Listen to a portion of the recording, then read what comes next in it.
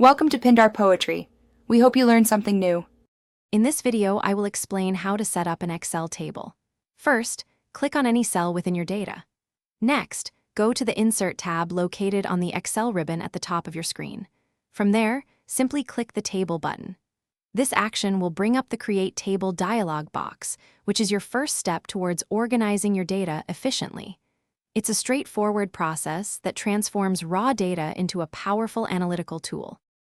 Once the Create Table dialog appears, Excel will automatically suggest a range for your data. Carefully review this range to ensure it covers all the cells you want included in your table.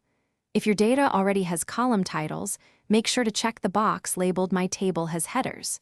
This tells Excel to treat the first row as labels, not data.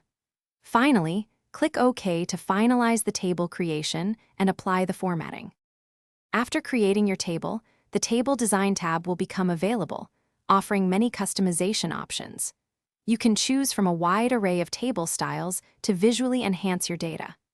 Utilize the built-in filter buttons in the header row for quick sorting and filtering, making data analysis much simpler. For numerical data, easily add a total row to automatically calculate sums, averages, or other functions at the bottom of your table.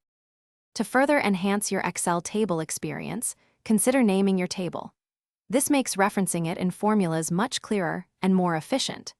Excel tables also offer a powerful feature to quickly remove duplicate entries, ensuring your data remains clean and accurate with just one click. And speaking of efficiency, if you're looking to streamline your meal prep, check out the link in the description for some fantastic leak-proof containers and other great deals. They can really help simplify your week. Thanks for watching. Consider subscribing if we helped you.